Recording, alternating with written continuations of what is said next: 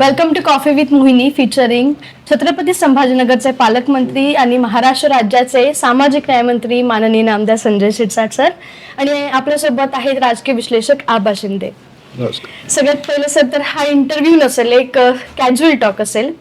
नागपूरला गेला होतात अधिवेशनासाठी, तरी पोहे खाल्ले की नाही? पोहे खाल्ले, परंतु त्यापेक्षाही मला तिथलचे जे बचत गट आहेत ना, ते जे काही मेथीचे पराठे करतात ना, ते चांगले असतात. ठेचा, मेथीचे पराठे आणि बेसन. सावजी मटण साईड ट्रॅक केलं त्यांनी. सावजी संध्याकाळचा भाग आहे, संध्याकाळ. पण माझा नाश्ता रोजचा तिथे. हो ना. बरं, येताना सुटकेस मध्ये काय आणलं मग? नाही म्हणजे सुटकेस मध्ये आणायसाठी तिथे काहीच नव्हतं. संत्रा बर्फी वगैरे असं काय? काही नव्हतं. संत्रा बर्फी वगैरे खाऊन आता कंटाळा आला. परंतु माझ्याबरोबर जेवढे होते सर्व संत्रा बर्फी मी निश्चित दिली. आणि 8 दिवस तिथं होतो. कपडे धुवायला कोणी नव्हतं म्हणून ते मळके कपडे होते ते सगळे भरून बॅगमध्ये भरून आणले.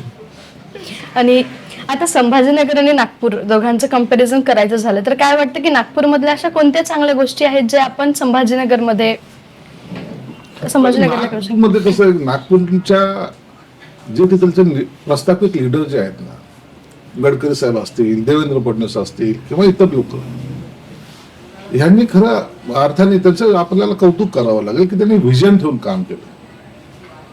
मेट्रोची गरज नागपूरला आणखीन 10 वर्ष नाहीये. बरोबर. पण मेट्रो आली ना, आणि सिटी बसेस पण आधीपासून तिथे प्रॉपर आहेत. प्रॉपर तर आहेतच. आता सेकंड लॉट झाला. पहिले बसेस आणल्या होत्या, त्या फेल गेल्या. आता इलेक्ट्रॉनिक व्हेकल्स म्हणून बसेस आणल्या, त्या रन करायला लागले. एक तर ते आहे. दुसरं आता इंडस्ट्री जी आहे, जे आता आपण म्हणतो गडचिरोली, तर स्टील हबवायला लागलंय. मी भंडाऱ्याची. तू भंडारीची, आता तुला माहिती आहे. स्टील हबवायला लागलंय. आता लोक नागपूरला जाऊन काय पाहायचं, तो व्याघ्र प्रकल्प पाहण्याचा आता ते गडचिरोलीला जाऊन कोणते कारखाने यायला लागले ते पाहतात. ज्या गडचिरोलीमध्ये कधी पिस्टल चालायच्या, मोठमोठ्या खुनं व्हायचे, स्फोट व्हायचे, त्या ठिकाणी आता इंडस्ट्रीज उभी राहते. दुसरं महत्वाचं आहे की त्या गडकरी साहेबांनी किंवा त्या सर्वांनी मिळून त्या नागपूरला एक आकार दिलेला आहे. रस्ते तुम्ही बघा, रस्त्याचं काम तुम्हाला सगळीकडे चालूच दिसेल 12ही महिने. 3 मजली झालेत फ्लायओव्हर्स. म्हणून जर ते लोक करू शकतात आणि तरीही आश्चर्याची बाब हे की आपल्या जिल्ह्याला त्यांच्यापेक्षा जास्त डिमांड आहे. आपल्याकडं पाहण्याचा दृष्टिकोन वेगळा आहे. इतरची कोणत्या काय कारणांना होईना, शिक्षणाच्या माध्यमातून काय कोणत्याही माध्यमातून लोक संभाजीनगरला प्रायोरिटी देतात. सेंटर पॉइंट आहे, तरी आपण प्रगत होऊ शकलो नाही. थोडस खंत मनाला वाटते की आपण हे का करू शकत नाही. कुठे कमी पडतो भाऊ? कमी पडतो म्हणजे काय, आमच्यासारख्या राजकीय पुढाऱ्याची तेवढी जंप नाहीये का करायची कोऑर्डिनेशन नाही, की कॉर्डिनेशन नाही. तर ते बी कारण असू शकतं. परंतु कसं माहिती का की यासाठी जी इच्छाशक्ती पाहिजे ना सर्व नेत्यांची, ती त्याची उणीव थोडी तर आहेच. की माना ना माना, क्रेडिट गोष्ट कुणाला जाते याच्यावर आपले वाद जास्त सुरू होतात. मला क्रेडिट दिलं तर त्याला काय वाटेल, त्याला क्रेडिट जाऊ द्यायचं नाही. हे जे काही स्पीड ब्रेकर आहेत ना आपल्यामध्ये, ते नागपूरमध्ये मला दिसून नाही आले. आपली एनर्जी याच्यातच चालली ना भाऊ. म्हणजे शिरसाट आणि जंजाळचं कुठं चालू आहे. हा ना, नाही याच्यामध्ये एनर्जी चालली. आता तुमचं तनवाने आणि तुमचं जयस्वाल सुरू आहे. या गोष्टी ज्या आहेत ना, ह्या राजकारणामध्ये काउंट केले जात नाहीत. हे भांडण चालत राहणार आहे. कोणत्या पक्षात नाहीत, सगळीकडे आहेत. त्याला आपण महत्व देत नाही. मी महत्व या गोष्टीला देतो की आपल्याकडं हे सर्व आणण्यासाठी काय केलं पाहिजे. आज जर तुम्ही विचार केला, DMIC आपल्याकडे आता उद्योग यायला सुरुवात झाली, भाव वाढले, लोकांची वर्दळ वाढली. जोपर्यंत या ठिकाणी रोजगार उपलब्ध होत नाही आणि लोक येत नाही, तोपर्यंत आपली ग्रोथ होणार नाही. लोक जर आली, ऑटोमॅटिकली 2 पैसे त्यांच्या खिशात येतील, इथं डेव्हलप होईल. मग तो पान टपरीवाला असो, चहा टपरीवाला असो की वडापाववाला असो, त्याचा जाऊन बिझनेस सुरू होईल. हे कशामुळे होईल की ज्या टायमाला इंडस्ट्री स्टॅब्लिश होईल. आणि आता मला वाटतं ती सुरुवात आपली झालेली. आता फक्त एक लक्ष आपण सर्वांनी ठेवलं पाहिजे. जबाबदारी झटकणं सोपं आहे, त्यांनी काय केलं, हे खड्डे कसे पडले, अरे तू पण काय केलं ते सांग ना. आणि हे सगळं आपण एकमेकावर ढकलणं जे आहे ना प्रकार, हे थांबले पाहिजे. जर ते थांबले ना, मग प्रत्येकाने आपलं प्रगती पुस्तक हे समोरच्याला दिलं पाहिजे. हे बघ माझं प्रगती पुस्तक, हे तुझं दाखव प्रगती पुस्तक. याच्यावर आता आपले वादविवाद झाले पाहिजेत. आपण कोणत्या पक्षाचे, कोणत्या जातीचे, यापेक्षा तुम्ही या शहरासाठी तुमचं असलेलं योगदान, याचं प्रगती पुस्तक आता प्रत्येक नेत्याच्या हातात असलं पाहिजे. आणि त्याचबरोबर भाऊ मला वाटतं की आपण इकडे लक्ष द्यायला लागेल की उद्योग तर येत आहेत, तिथे भूमिपुत्रांना तिथे रोजगार मिळाला पाहिजे. या अँगलने सध्या त्याच्यावर मिळतील. हे आपली कॉमन लँग्वेज झाली. भूमिपुत्राला जॉब मिळायला पाहिजे म्हणजे नेमकं काय पाहिजे, तुमच्याकडे ते स्किल असलं पाहिजे. त्या दृष्टीने स्किल डेव्हलप करायला आपण त्या दृष्टीने तुम्ही पहिले स्किल डेव्हलप तुमचं केलं पाहिजे. आपल्या लोकांना इच्छा काय, मला कंपनीत काम लागलं पाहिजे. काय काम लागलं पाहिजे, हेल्पर म्हणून लागलं पाहिजे. अरे कधी उंचीच गाठायचे प्रयत्न करणारच का नाही. हेल्पर म्हणून काम लागलं पाहिजे, कॅज्युअल लेबर म्हणून काम लागलं पाहिजे. लेबर तुम्ही तुमच्याकडे ते स्किल डेव्हलप झालं पाहिजे. म्हणून मी आताही एक आपल्या कृषी विद्यापीठाची तर फार मोठी 180 एकर जागा आहे. आपल्याला कल्पना नसेल, आपण महानुभव आश्रमच्या समोर कधीतरी पाहता केव्हीकेची जागा आहे, केव्हीके आहे, कृषी विद्यालय आहे. कृषी विद्यालयाची 180 एकर जागा आहे. काय करतोय तिथं जाऊन कधी पाहिलं का तिथं काय चाललेलं आहे. त्याच्यातली मी फक्त 20 एकर जागा मुख्यमंत्री साहेबाला मागितली. मला तिथं कन्व्हेन्शन सेंटर ते स्थापन करायचं मोठं 20 एकर मध्ये. नागपूरमध्ये आणि आपल्यामध्ये फरक काय माहिती, तिथं मंदिर बनेल तर मोठंच बनतं, समाज मंदिर बनेल मोठंच बनतं, कॉलेज बनेल तर मोठंच बनतं. सगळं त्यांचा पसारा. म्हणजे आपल्याकडे जर एखाद्याने सांगितलं ना, माझ्याकडे लोक येतात, भाऊ आम्हाला समाज मंदिर बांधायचं, 20 लाख रुपयाचा निधी देणार, 50 लाख लिमिट त्याची, त्याचं स्वप्न 50 लाखाच्या वर नाही. मला सुद्धा वाटायचं की 5 कोटीचं समाज मंदिर बांधत, मला वाटायचं सगळ्यात मोठं काम केलं. आता या नागपूर अधिवेशनामध्ये मी 3-4 ठिकाणी भेटी दिल्या. खर्च किती झालेला आहे, 150 कोटी 200 कोटी. तरी तो कमी पडतो. म्हणून मी गेल्या 6 महिन्यापूर्वी एका सेंटरला 76 कोटी दिले. काल एकाला 14.5 कोटी रुपये देऊन आलो. का एक बिल्डिंग तिथं आता आम्ही परचेस करायला लागलो शासनाची, त्याला 210 कोटी रुपये मी मंजूर केले. 4 बिल्डिंग होत्या रेडी मुलांच्या हॉस्टेलसाठी. मी ते परचेस केलं परवा दिवशी. त्यांचा आता त्यांना त्यांच्या ऑफर लेटर येते, त्यांचं आमचं का ॲग्रीमेंट होतं, गव्हर्नमेंट टू गव्हर्नमेंट आहे. हे त्यांचं कुठं तो स्केल आणि आपला कुठं 20 लाख रुपये देणार, 50 लाख रुपये देणार, 10 लाख रुपये देणार. म्हणून आपली आता विचार करण्याची क्षमता वाढली पाहिजे. स्वप्न मोठे झाले पाहिजेत. जोपर्यंत मोठे स्वप्न पाहणार नाही तोपर्यंत तुमची प्रगती होणार नाही. मोठ्या स्वप्नावरून तुम्हाला राजकारणात किती वर्ष झाले? फक्त 42 वर्ष. म्हणजे तुमची सुरुवात अशी झाली की तुम्ही शिवसेना भवनासमोर तुम्हाला झोपायला आधी जागा नसायची, ते आज मंत्री पदापर्यंत. कसं वाटतं हे सगळं बघताना? बघ, राजकारणामध्ये मी गेलो होतो ना, तर हे स्वप्न माझे कधीच नव्हते की मी नगरसेवक होईल, मी आमदार होईल, मंत्री होईल. ते एक वेगळं फॅशन होतं. ते कोणाशी तरी लढाई होती आमची. ते आमच्या इथं जो कोणी अन्याय करतो त्याच्या विरोधात दिलेला तो लढा होता. आणि त्याला खंबीर नेतृत्व पाहिजे होतं. आणि ते शिवसेना प्रमुख बाळासाहेब ठाकरेपेक्षा दुसरं नव्हतंच. बरोबर. म्हणून आम्ही त्यांना जेव्हा इथं आणलं, विनंती करून जेव्हा ते आले, त्याच्यानंतर राजकारणात गेलो.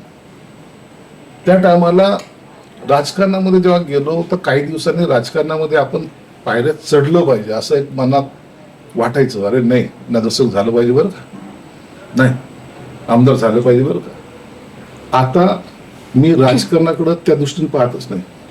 आता मी राजकारण एन्जॉय करतो.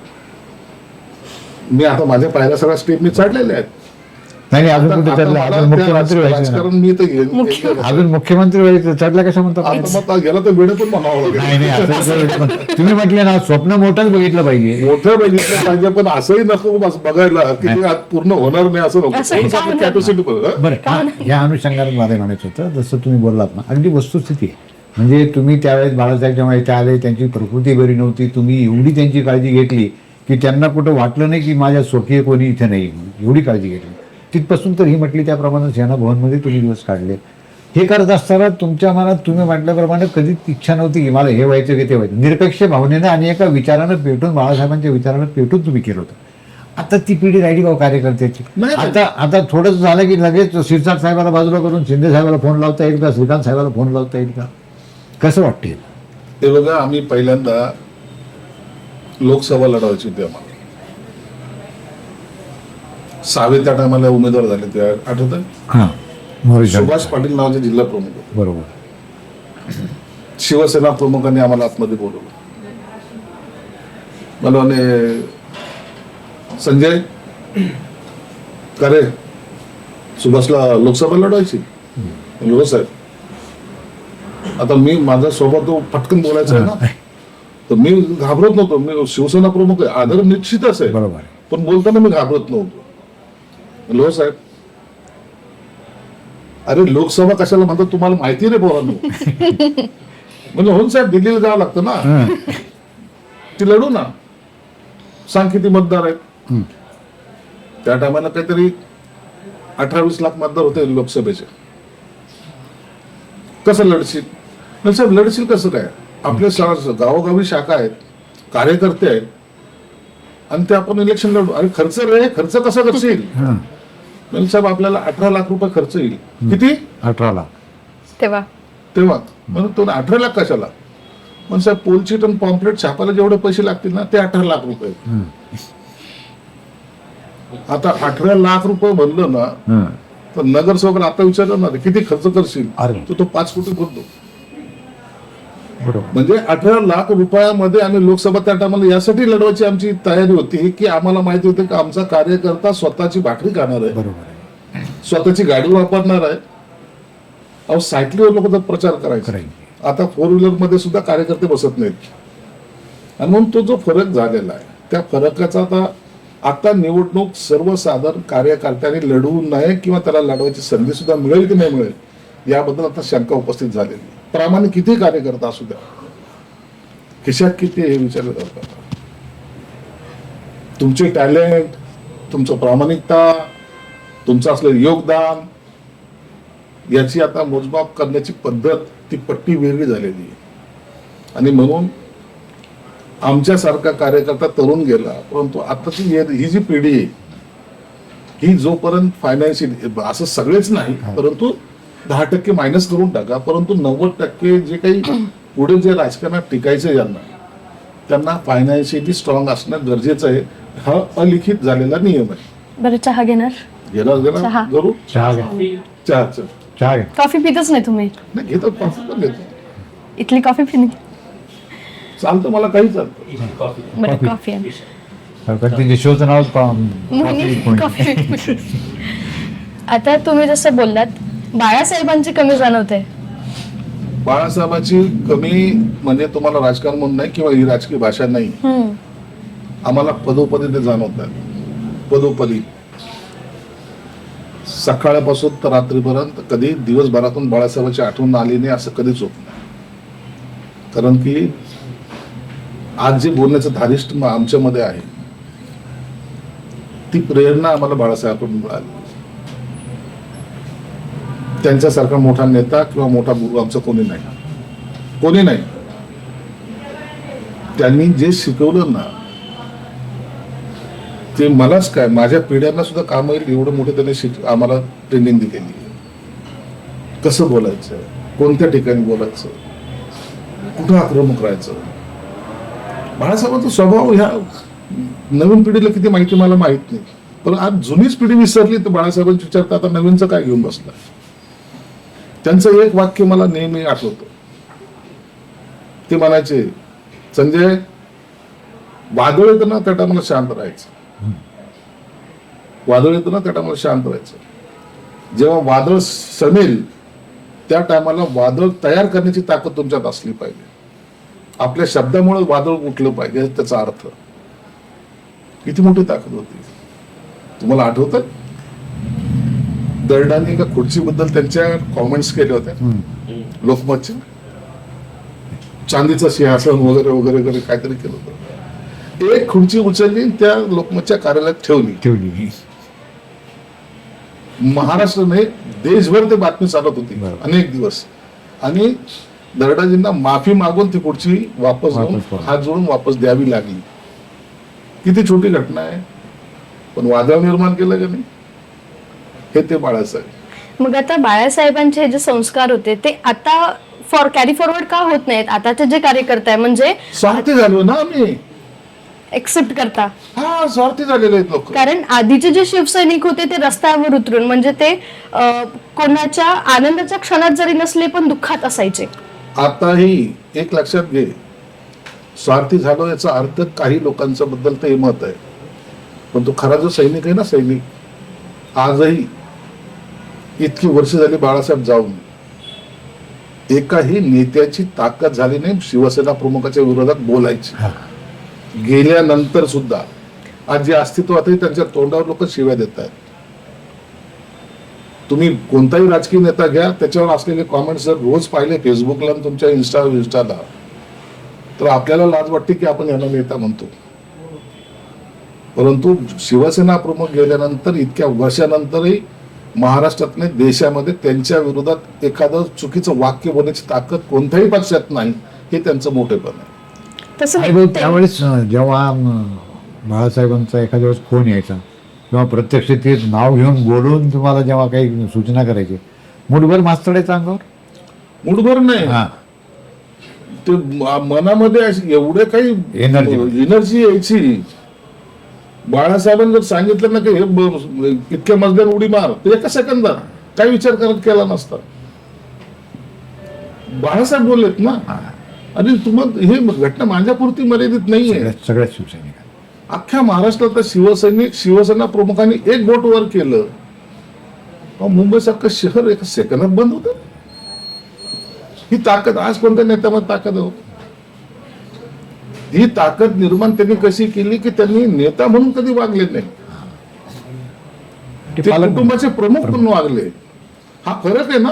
बरं, त्यांच्याच मुशीमध्ये तयार झालेले आपल्या इथलेही बरेच नेते आहेत, अनेक वर्ष सत्तेत राहिले, त्या सगळं राहिलं, त्या का नाही अनुकरण करू शकले? कसं आहे, सत्ता माणसाच्या डोक्यात गेली ना तर मस्ती येते. मस्ती आली की अहंकार येतो. अहंकार आला की त्याच्या बोलण्यात, चालण्यात, वागण्यात सगळा फरक जाणवतो. आणि मग हे जग मी निर्माण केलंय असा भ्रम होतो. त्या भ्रमामध्ये तो काही काळ चालत असतो, मग भ्रमिष्ठच होतो. पण तुम्ही नंतर भ्रमिष्ठ होतो. मग नंतर पश्चातापाशी हातात काहीच राहत नाही. म्हणून पण ती वेळ निघून गेली असते ना, गेलेली असते ना, काय करणार त्याला? म्हणजे चांगल्या शोरूम मधलं फर्निचर आडवेळेला जाऊन पडते. अहो ते पडणारच ना. म्हणून ते एक लाईफ असते ना.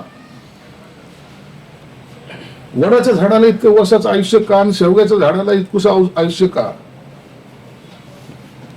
हा फरक आहे ना. हा, हे बरोबर पुढे जातं. त्यांचे मुळे जे उठले जातात ना आजूबाजूला, तर ते एकमेकाला पकडून पुन्हा ते वडाला घट्ट करतात, त्याची लाईफ वाढतात. शेवग्याच्या झाडाचं कधी लाईफ वाढतं पाहिजे का? एक वारा आलं पडतं. तर हे वाऱ्यामध्ये पडणारी झाडं जे उगवतात ना, ते जास्त काळ टिकत नसतात. जसं तुम्ही म्हटलं की बाळासाहेबांचा एक शब्द खाली पडायचा नाही, मग बाळासाहेब हे सांगून गेले होते की उद्धवला माझ्यानंतर सांभाळून घ्या. आता सांभाळायचाच प्रयत्न केला आम्ही ना. आणि आदित्यला सुद्धा आम्ही सांभाळण्याचा प्रयत्न केला. मला वाटतं आता त्यांच्या बोलण्याचा अर्थ जर शब्दशः जर घेतला ना, तर मला असं वाटत, असं आता मला असं वाटतं की त्यांना माहिती होते हे चुकणारे लोक आहेत म्हणून. उद्धव आणि आदित्यला सांभाळून घ्या, हे चुकतील, हे चुकीचेच आहेत, कदाचित त्या टायमाचा त्यांचा समज पक्का असावा, असं एकंदरीत आता वाटायला लागलं. त्याच वेळेस सांभाळून घ्यायचं ना भाऊ. आता समोरून घ्यायचं. आता तुम्ही जर मला नाही, तुम्ही काँग्रेस सोबत जाऊ द्यायचं नाही त्यांना. तुम्ही लातच मारायला लागले तर मी किती वेळा पाय पडू. शिंदे साहेबांनी त्यावेळेस जर घेतल्या तुम्हाला आठवत असं नसतं. एक लक्षात घ्या, कोणतंही घर आपलं कुटुंब का असावं, 4 भाऊ जरी असेल, 2 भाऊ जरी असेल, कोणत्याहीच कुटुंबाला एकमेकापासून दूर जाणं आवडत नाही. तुम्हाला काय वाटतं? ते उगाच आम्ही मस्ती म्हणून केलेला प्रकार आहे का? त्यांना 100 वेळा या गोष्टीची जाणीव करून दिली, 100 वेळा बोललो, परंतु ते टेक इट इझी. आणि अचानक कधीही ते सत्तेमध्ये न जाणारा माणूस त्या खुर्चीवर जेव्हा बसला अचानक, तर त्याला वाटलं इतकं सर्व आलबेल असताना यांचं काय ऐकायचं आता. म्हणून त्यांनी जे निग्लेक्ट केलं ना, कानाडोळा ज्याला म्हणतो आपण, तो केला ना, त्याचे परिणाम त्यांना भोगावे लागले. आम्हाला आजही मनोमन असं कधीच मनात नव्हतं, कशासाठी बाहेर जायचं, का जायचं. आज बघा बरं कशी अवस्था आहे.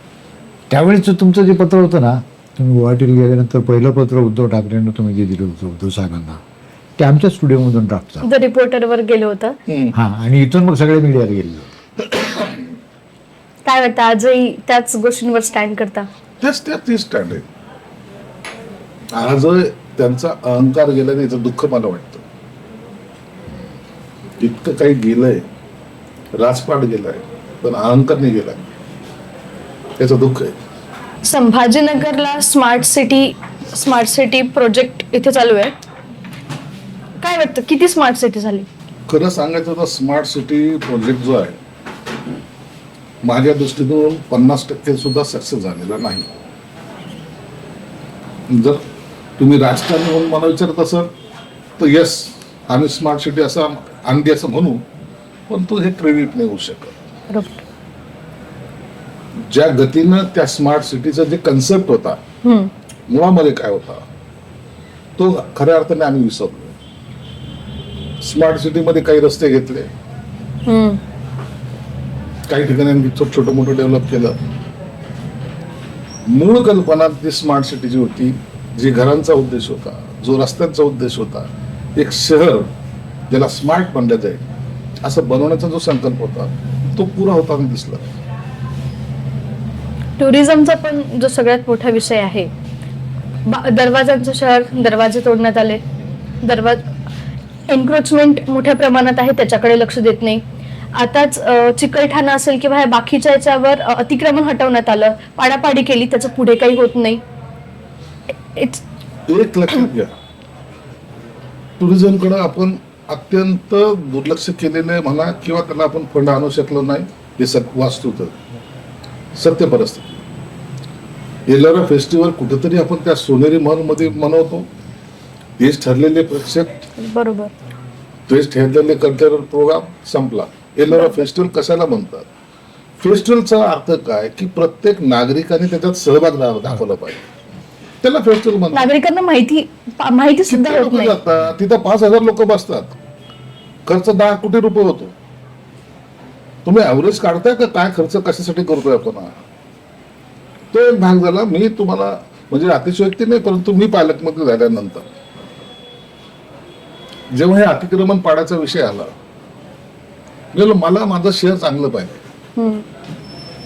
मी माझ्या सगळ्या लोकप्रतिनिधीला सुद्धा सांगितलं, बाबा ते कोणी याच्यामध्ये पडू नका, तुम्हाला हातजोडून विनंती, पडू नका. 2 मतदार तुझे किंवा 2 कार्यकर्ते तुझे त्याला वाचवण्यासाठी जाशील तर तू 500 लोकांचं घर वाचवशील किंवा 500 लोकांचं इन्क्रोचमेंट ते थांबवशील. हे पाप करू नको, कारण की त्या रस्त्यावर जाणाऱ्यांचे अनेकांचे प्राण गेलेले.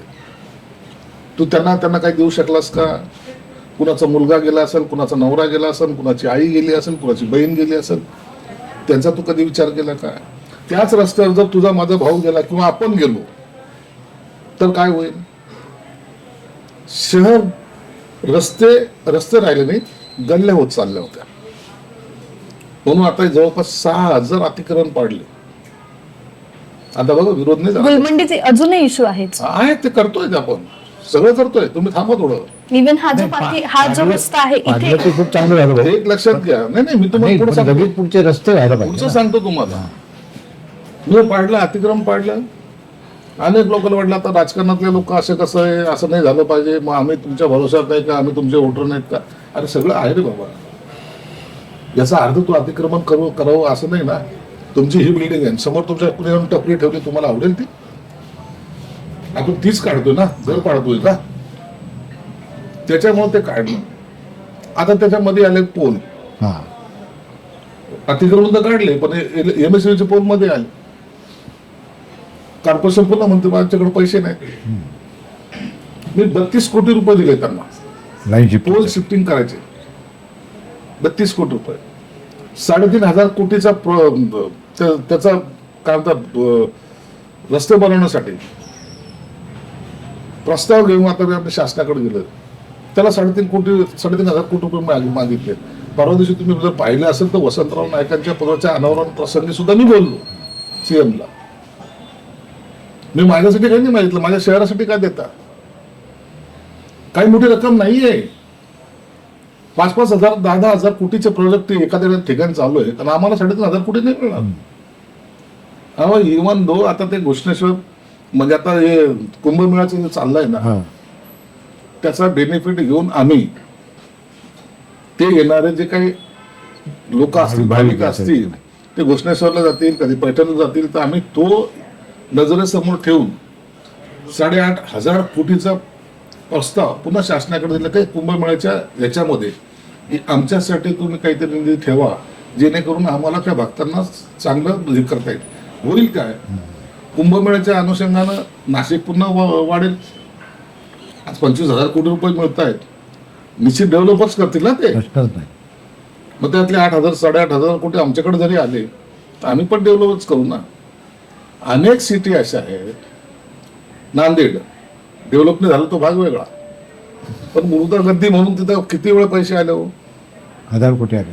1,000 कोटी आले. पहिल्या स्टार्टला 500-550 कोटी आले, नंतर वाढत 1,000-1,200 कोटी पर्यंत गेले. जयसिंग असताना पासून तेव्हापासून त्यांना पैसे येतात. मग माझ्या शहराला का नाही, हे सुद्धा आमच्या मनामध्ये. एक लक्षात घे की राजकारणामध्ये एखादं काम तरी आपल्या नावावर बिंबवलं जावं किंवा झालेलं पाहावं, हे माझं मानसिकता असते. आता तुम्ही गोलवाडीचा रस्ता पाहिला, पहिला ऍक्सिडेंटचा रस्ता होता की नाही. आता कधी ऐकले बातमी ऍक्सिडेंट झालाय, तिथं कोणी वारलंय, संपलं ऍक्सिडेंट तिथं. आता तोच रस्ता आता मी आता पडेगाव टू समृद्धीला जो मिळणारा रस्ता आहे त्याचं आता काम चालू केलं. काम चालू केलं, सिमेंट रोड करतो 4 लेन, त्याला 6 लेन करायचा आता प्रोजेक्ट झाला होता. कारण त्याने अतिक्रमण काढलं, आम्हाला आता 180 फुटाचा तो रस्ता घ्यावा लागला. त्यासाठी पुन्हा 350 कोटी रुपये पुन्हा पडेगावचे अतिक्रमण काढलं. आता तो रस्त्याचं काम चालू केलं. पालकमंत्री म्हणून 5 कामं काय सांगता येतील आपल्याला, जे लोकांना असे मनात ठसतील? 5 कामं मी सांगतो की या शहरामध्ये ज्या गरजेच्या आहेत त्याला तुम्ही छोटं समजा की मोठं समजा. मी घाटी स्वयं चांगली आता बनवण्याचा प्रयत्न केलेला आहे. MRI CT scan 50%. रक्कम किती याला महत्व नाही, लोकांची सुविधा पाहिली. दुसरं काम आहे की रस्ते आणि ड्रेनेज लाईन संबंध दोन्ही पण. आता तुम्ही सातारा बीड बायपासला जा, तिथलच्या ड्रेनेज लाईनची सिस्टीम पाहून घ्यायला. घरोघरी ड्रेनेज लाईनची व्यवस्था आपण केलेली. आता तो प्रॉब्लेम जो कित्येक वर्षाचा होता तो सॉल्व्ह केलेला आहे. साताऱ्यामध्ये जाऊन बघा तुम्ही, आता तुम्हाला सगळीकडे सिमेंट रस्ते वगैरे दिसतील. ते एक झालं. पाण्याचा जे काही प्रश्न होता ना आपला, दरवेळेला आपलं राजकारण 2 गोष्टीवर चालायचं, खान की बांध आणि पाणी कधी मिळणार. 2च प्रश्न होते ना. तर खान की बांध आम्ही निपटून टाकला. आता आम्हाला खान की बांध म्हणता येणार नाही. संभाजीनगर की औरंगाबाद असं म्हणता येणार नाही. आता संभाजीनगर झालं. तर आता प्रश्न काय, पाण्याचा. आता तुम्ही कालच बातमी पाहिली असेल, आपण ते एअरवालचं पुन्हा टेस्टिंग वगैरे घेतलं. हे पाणी मॅक्झिमम 1 महिन्याच्या आतमध्ये सुरू होईल. 2 कामं हे महत्वाची. आणि शहराच्या डेव्हलपमेंटसाठी जेवढा निधी आणता येईल तेवढा आणण्याचा प्रयत्न केला. मग तो कोणाच्याही मतदारसंघात आता कनेक्टिव्हिटी जी आहे, तुम्हाला शहराची कनेक्टिव्हिटी एकत्रित करण्याचा प्रयत्न केलेला आहे. बीड बायपास आज तुम्ही तिथं रस्त्यावर कडेला असलेली जागा तुम्ही बघा. आता त्याचा काय तिथं शोरूम्स आलेले आहेत, हॉटेल्स आलेले आहेत, जागा मिळणं मुश्किल झालेलं आहे. शहर झपाट्याने वाढतंय, त्याबरोबर आपलं डेव्हलपमेंट सुद्धा तसंच वाढलं पाहिजे. आणि म्हणून मी त्याच्याकडे जास्त लक्ष देतो. शहरामध्ये आपल्या धांगडधिंगा जो होता पहिले, मी येता डीजे बंद करून टाकला. संभाजीनगर सारख्या सेन्सिटिव्ह शहरामध्ये मिरवणुकीमध्ये डीजे वाजला नाही तर कसं व्हायचं? मी तुम्ही आता पाहिलं असाल गणपती उत्सवामध्ये डीजे बंद करून टाकला. न बंद म्हणजे बंद. सोलापूर पॅटर्न काय अरे आमचं पॅटर्न सोलापूरवाल्यांनी ऍक्सेप्ट केलेलं आहे. पण सगळ्या जयंत्यांना तर वाजतात ना डीजे. नाही त्याच्यानंतर डीजे बंद. गणपती पासून डीजे बंद आहेत. नाही नाही बिलकुल बंद. तुम्ही गणपतीमध्ये एक उदाहरण दाखव मला. टीव्ही सेंटर वाल्या एरियामध्ये नाही सगळ्या जयंत्यांना डीजे वाजतायत. सगळ्या नाही. आता हे गणपती झाला आता त्याच्यानंतर तू कोणत्याही जयंतीला मला डीजे वाजला मला फोन कर, तुला बंद झालेलं दिसलं 1-5 मिनिटात. बंद आहे. अरे त्या जयंती म्हणजे आनंदोत्सव असतो. लहान मुलांना वयोवृद्धांना त्या जयंतीमध्ये सामील व्हायचं असतं, भैरव व्हायचं नसतं. काही लोक हार्ट अटॅकने गेलेत. बरोबर. मग जयंती कशाला मनवायची आपण? आनंद घ्यायचा त्यासाठी का भैरव व्हायच्यासाठी? बंद केलाय मी ते. त्याच्यानंतर कोणती जयंती असो कोणता उत्सव असो आठवत कुठं दिसलं ना मला फोन कर फक्त. कॉल उचला. कॉल उचलतो ना आपण. हे आपल्या समाज कल्याणचं जे आपलं वसतिगृह आहे एक मिनिट बघा. त्याच्या पहिले तुम्ही जे 5 कामं मोजून दिली त्याच्यामध्ये 2 महत्वाच्या गोष्ट. एक तुम्ही रस्त्याची गोष्ट केली. कॉन्ट्रॅक्टरशिपच्या नादामध्ये काय होत आहे की आपण जो लोअर क्रायटेरिया ठेवतो टेंडरशिपमध्ये क्वालिटीचे रोड बनत नाही. म्हणजे रस्ते बनवले तर त्याला स्लोप किंवा एज जे देतो ते बनत नाही. अर्धवट तुकडे तुकडे असे रस्ते बांधले जातात. दुसरं म्हणजे याच्यामध्ये टुरिझमचं कुठेच नाही. म्हणजे आपल्याकडे इतकं टुरिझम कॅपिटल असून सुद्धा बेबिका मकबरा समोरचा जो एरिया आहे तिथे एन्क्रोचमेंट मोठ्या प्रमाणात आहे. जितकेही धरोहर आता आपल्याकडे सगळ्यांचे वेगवेगळे इश्यूज आहेत. ASI मनमानी करते. म्हणजे किती आपली फीज आहे त्याच्यावर कोणाचं कंट्रोल नाही आहे. टुरिस्ट जे येतात जे मोस्ट ऑफ द टुरिस्ट बाहेरून येतात त्यांना माहिती राहत नाही. ते कधी ऑनलाईन पेमेंट घेतात किंवा कधी ऑफलाईन घेतात. तर ह्या सगळ्या मुद्द्यांचं काय? एक लक्षात घ्या की आता जे काही रस्ते बनतील पहिले कसे रस्ते बनवायचे म्हणून बनायचे. साईड ड्रेन नावाचा प्रकार आपल्याला कुठेही पाहायला मिळाला नाही या शहरात. पहिलीकडं साईड ड्रेन बघा कुठे तुम्हाला दिसणार नाही. रस्ता केलाय निचरा कुठे जाणार कुठे ते पाणी ते त्याचा कुठे त्याचे म्हणजे का करत नव्हतेच मलाच कळत नाही. साईड ड्रेन नव्हताच कुठेच. आता आपण साईड ड्रेन देतोय. आपण जे मध्ये जे डिवायडर टाकतोय मधले जे डिवायडर आता ते ते वेगळ्या क्वालिटीचं टाकायचा प्रयत्न करतो. आता तुम्ही आमकाच मैदानाकडे तिकडे जाताना पाहत असेल तर दगडी करतोय ना ते कॉस्ट त्याची जास्त आहे. पण दगडी जर केल्याने ऍक्सिडेंट झाला तर त्या माणसाला आता ऍक्सिडेंट झाला तर विमानात बसला तर कोसळलं तर काय होईल? विमानात बसायचं नाही. पण ऍटलिस्ट डिवायडर असे पाहिजे की जर त्याच्यावर कोणी आदळलं तर त्याला इंजुरी होणार नाही. तुमची सेफ्टी तुम्हाला सांभाळावी लागेल. पण जर ठोकतच नाही तुम्ही जाऊन दगडावर जर ठोकत असाल स्वतःला तर मग त्याला काही इलाज नाही ना. तुम्हाला कोणती तरी रिस्क ही घ्यावी लागते. विमानात काय बसतो आपण लवकर पोहोचायचं. मग विमान जर कोसळलं तर मग जीव जातो. मग काय करायचं? मग गाडीत जायचं. मग गाडीचं ऍक्सिडेंट झालं तर मग पायी जाऊ. अंतर किती होईल? कोणत्याही गोष्टीला तुम्हाला चॅलेंज हा स्वीकारावा लागतो. आणि मग हे केलं नाही. आता तुम्ही पाहिलं ग्रीनरी आपल्याकडे कमी होत चाललेली वाढली पाहिजे का नाही? CP ऑफिस समोर ग्रीनरी का दिसते बाकीकडे का दिसत नाही? आता आपण इकडे या रस्त्याला जालना रोडला मुकुंदवाडीच्या पुढे ग्रीनरी दिसते. अलीकडे का दिसत नाही? ती जोपासली म्हणून तिथं चांगलं दिसतं तेवढा स्पेस. तरी ती ग्रीनरी आपल्या शहरात पाहिजे ना. ऐतिहासिक शहर आहे नाही हे. आणखी सिमेंट कॉन्क्रीटचं जंगल झालेलं नाहीये. जेव्हा होईल त्या टायमाला आपण हे हिरवळ पाहायला तरसू. म्हणून हे असणं गरजेचं आहे. आज आपल्याला ती सवय लागली पाहिजे. आज आताही काही लोकांना एखाद्या पोलिसवाल्याने पावती दिली की त्याच्याशी भांडतात. अरे बाबा पण नको जाऊ ना टेबल सीट घाल ना हेल्मेट. ऐकतात का? पण आता आपणही सुद्धा त्या प्रशासनाला आपणही सहकार्य केलं पाहिजे. प्रशासन चुकत नाही अशातला माझा दावा नाही. प्रशासन चुकतंय काही ठिकाणी अति करतंय. त्यालापर्यंत द्यायचं काम आपण करू ना. मी मागे पोलीस कमिशनरला सांगितलं मला या शहरामध्ये ड्रग्स ते बटन हे नको. हे कधी बाकी सांगितलं होतं तुम्ही त्यांना? बाकी तुम्ही तुमचे जे बाकीचे आहेत ना त्या गोष्टीची मला कल्पना आहे, कारण की आम्ही खालून ग्राउंडवरून आलेलो ना. हे तुम्ही त्यांना कधी सांगितलं होतं तरी? त्याला 4-6 महिने झाले. अच्छा. त्याच्यानंतरचा परिणाम तुम्हाला पाहायला मिळाला असेल. काही लोकांचे आपण नेंडही काढले, काही लोक ट्रॅपही केले, मोठ्या प्रमाणात ते गुन्हेगार पकडले सुद्धा गेले, अनेक लोकांच्या तडीपारी गेले. एनपीडीचा कायदा काही लोकांना लावला होता. थोडी शांती या ठिकाणी, काही जे अशांत भाग आहे त्याच्यावर सुद्धा आपण टार्गेट केलेलं आहे. बटन किंवा इतर नशा करणारे लोकच क्राईम करतात हा माझा 100% दावा आहे. 100% प्रश्नच नाही. कॉमन माणसाची हिंमत होत नाही. आणि त्या बटन एक आरोपी आम्ही पकडला होता, त्याला जेव्हा पोलीसवाले मारायला लागले तर तो मोजायचा 1, 2, 3, 4, 5.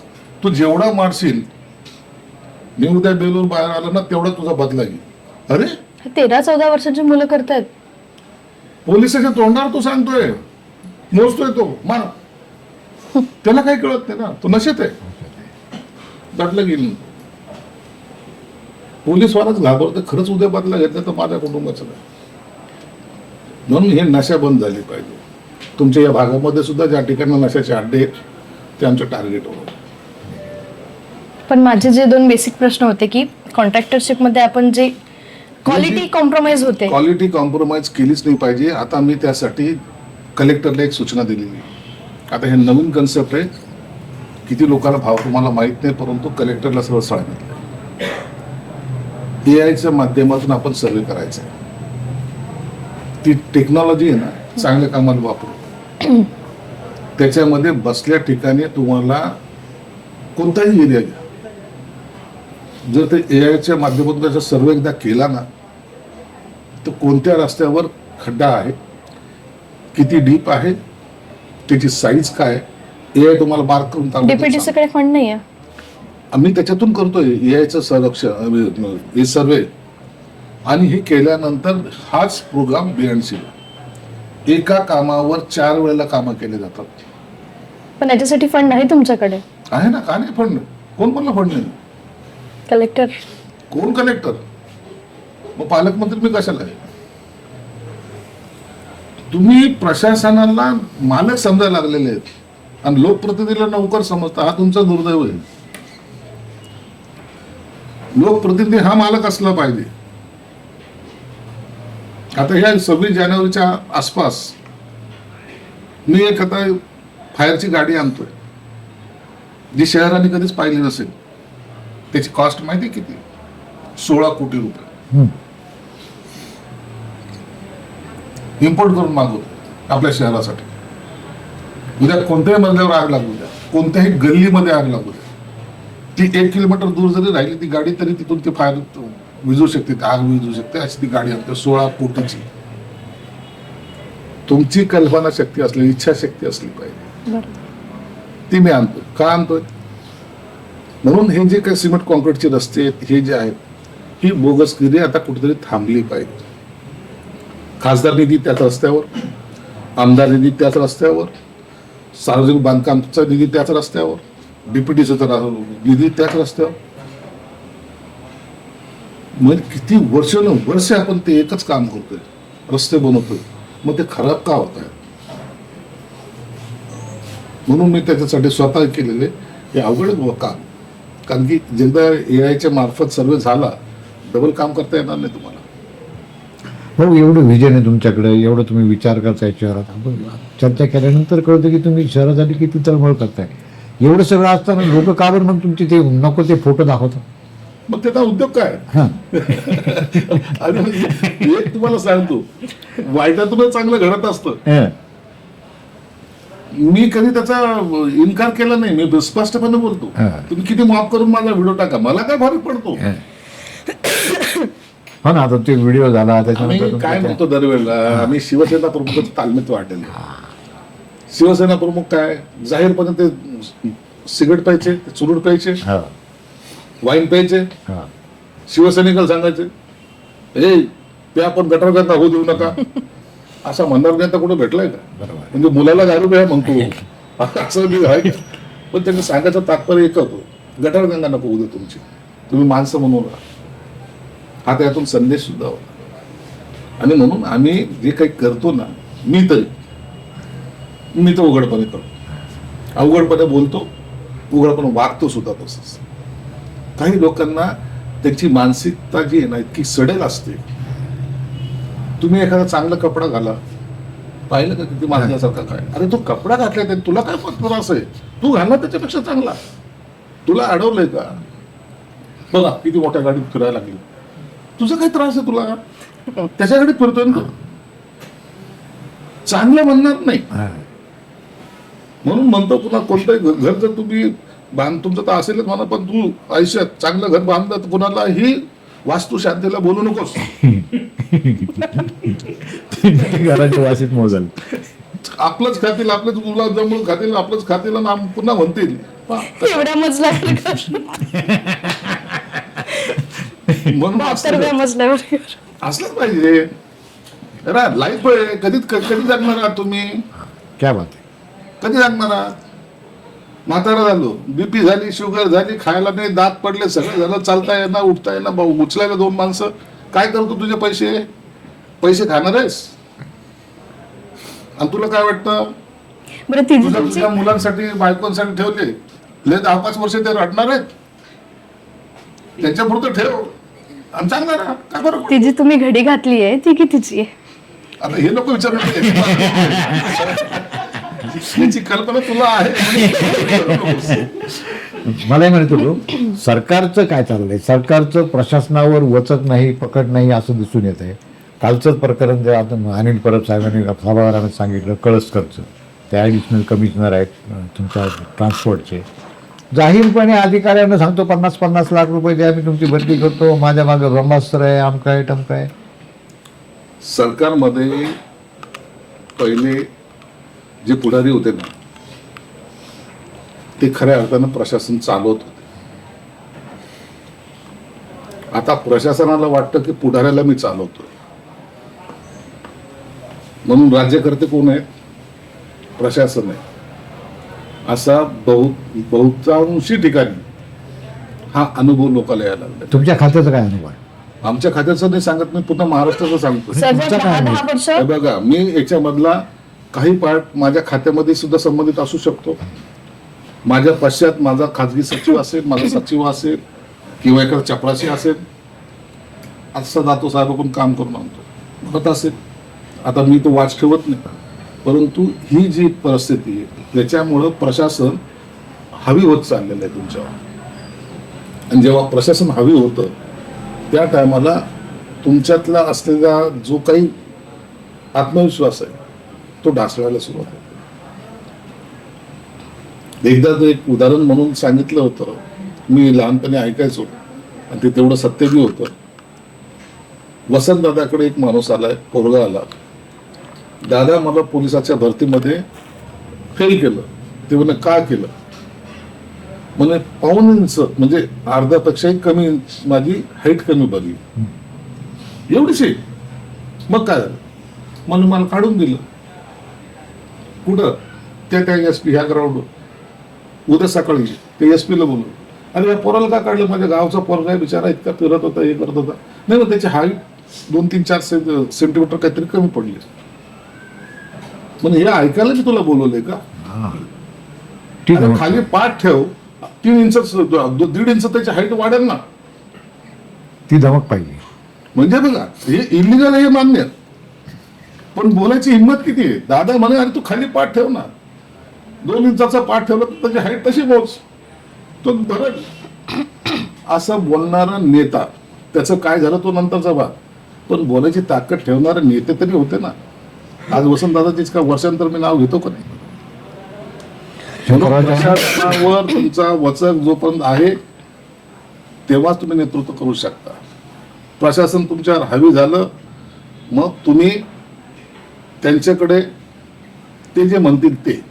हा ना भाऊ, तुम्ही एवढे स्ट्रिक्ट ऍक्शन घेऊन इथल्या हॉस्टेलमध्ये अजूनही तीच परिस्थिती. नाही, तुम्ही नाही, आम्ही त्या फौजदारी गुन्हा दाखल केला, परंतु परिस्थिती नाही बदलली ना. हे काही शोध मोहिमेचं काम नाहीये, परंतु तरी मी फौज डायरेक्ट FIR दाखल केला त्यांच्या विरोधात डायरेक्ट. चिंता नाही, मला माझ्या मुलांबरोबर थोडं अन्याय होता कामा नाही, 2 अधिकारी त्यांनी बोगस प्रमाणपत्र दिले. त्यांना नागपूर अधिवेशनामध्ये सस्पेंड करणार संजय शिरसाट आहे. 2 अधिकाऱ्यांना सस्पेंड करून टाकले.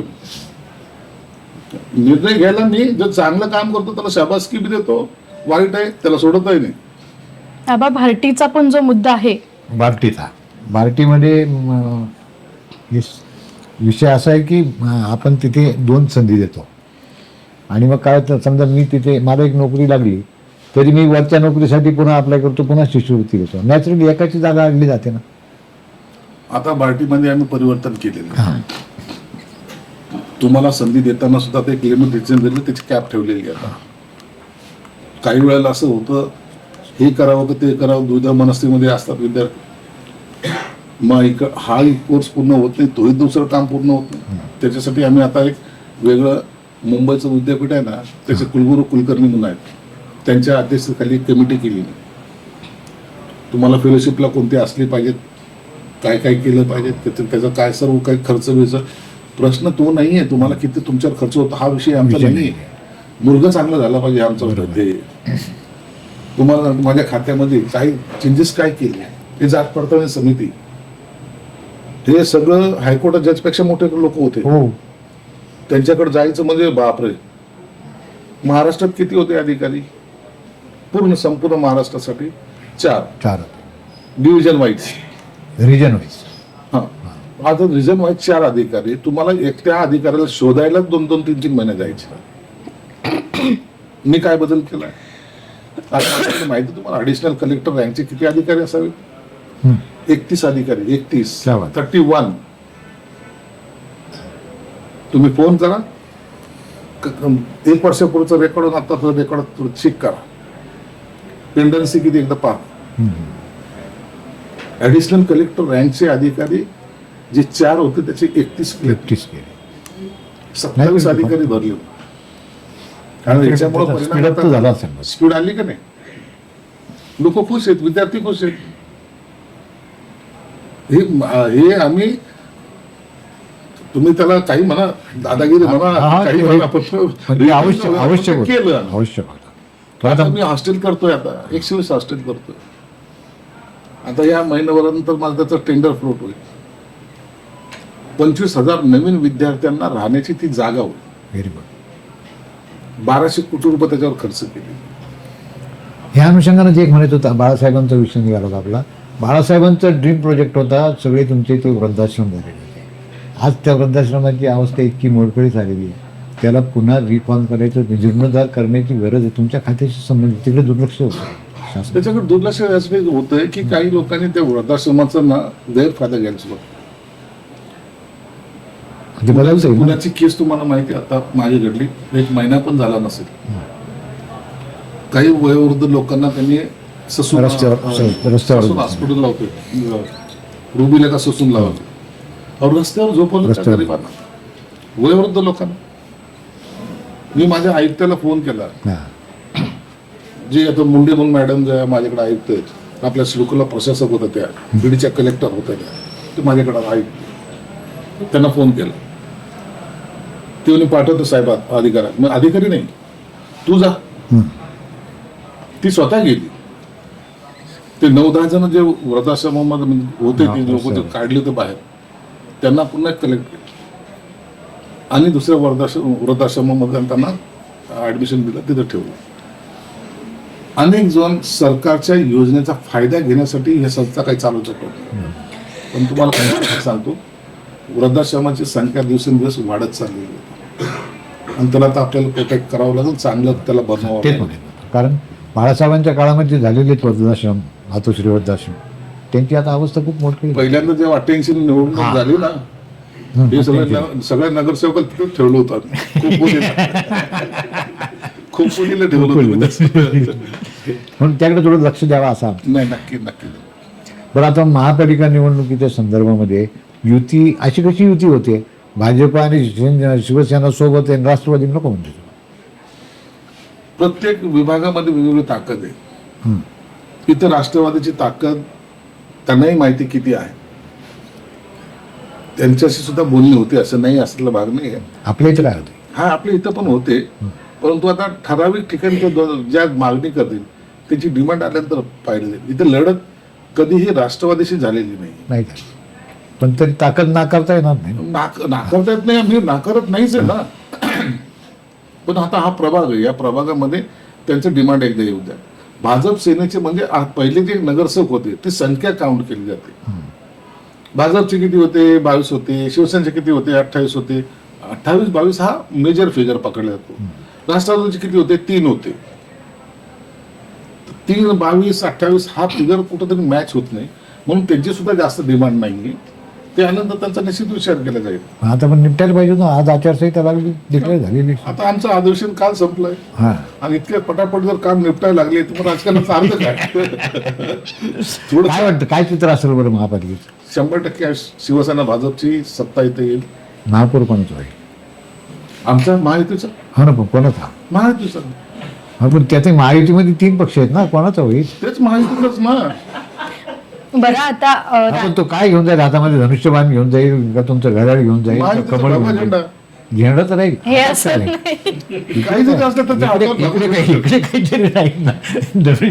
राज्यात आज जर आपण त्याच्यावर चर्चा केली ना तर मग तुमचा की माझा याच्यामध्ये पाडापाडीचे प्रकार जास्त होतात. म्हणून आम्ही एकच सांगतो, महायुतीचा महापौर होणार. हो, पण बरं, राज्यामध्ये जेव्हा युती झाली, अलायन्स झालं, बेसिक आयडियोलॉजी सगळ्यांची हीच की घराणेशाही चालणार नाही.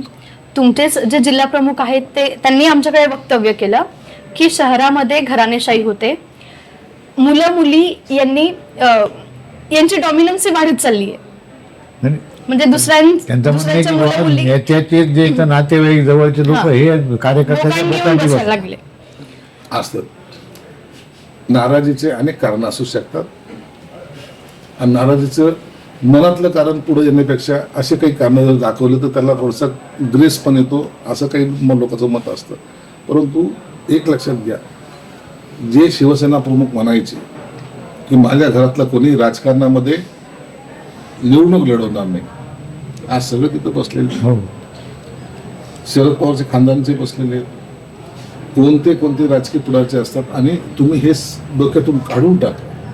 राजकारणाच्या मुलांनी राजकारणात जाऊ नये, डॉक्टरच्या मुलांनी डॉक्टर होऊ नये, इंजिनियरच्या मुलांनी इंजिनियर होऊ नये. पण तुम्ही ती आयडियोलॉजी घेऊ नका ना. तुम्ही सांगताय ना घराणेशाही राजून कुठे थांबत. कॅपॅसिटीचा भाग बोलतो. आज तो एक श्रीकांत शिंदे, हा, एकनाथ शिंदेचा मुलगा जरी असला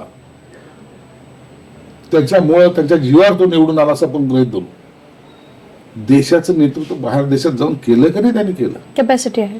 पहलगामच्या नंतर त्या श्रीकांत शिंदेनी सगळ्यात यंगेस्ट पोरांनी जाऊन नेतृत्व केलं ना जगात जाऊन. तुम्ही ते कॅपॅसिटी त्याला कधी सलाम नाही करणार त्याला. मग आता तुमच्या मधल्या क्वालिटी असल्या पाहिजे. क्वालिटी नसल्याना कोणी डोक्यात घेणार नाही हो कुणालाच. आता ते इंस्टाग्राम लोकांना लोक निवडून देत नाहीत. लोक काय इतके भ्रमिष्ठ नाही आहेत, मतदार आहे तो. सोशल मीडियावर चाललंय ना. आता तनवानीचा मुलगा यायचा आहे, प्रदीप जायस्वालचा मुलगा यायचा आहे, शिरसाट सरांचा मुलगा महापालिकेत जायचोय, त्यांची मुलगी जिल्हा परिषदेला जायची. मग कार्यकर्त्यांनी काय करू?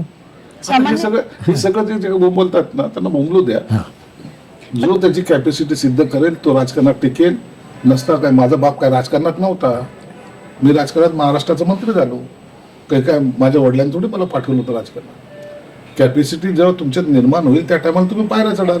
नसता हजारो लोक असे आहेत. आपल्या शहरातला एक जण होता, बिचारा हयात नाही येतो, तो मला म्हणतो शिरसाट राजकारणामध्ये येऊन लय चूक केली. म्हणून काय झालं, तो पांढरे कपडे घालायचा,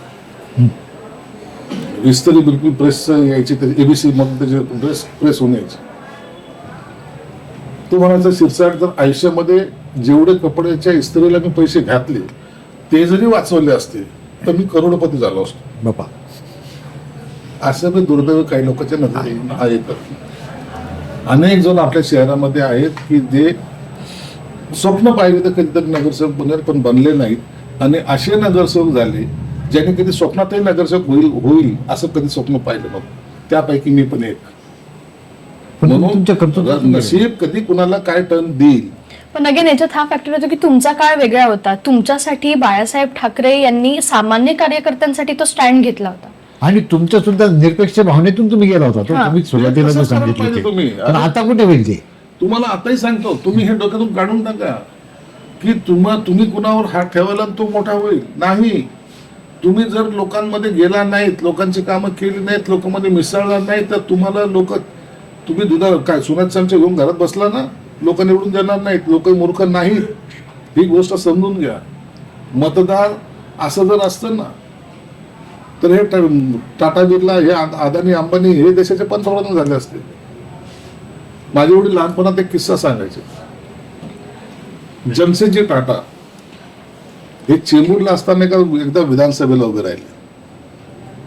आता जमशेदजी टाटा ना त्या काळामध्ये मग त्यांनी काय केलं, निशाणी घेतली रेल्वे इंजिन.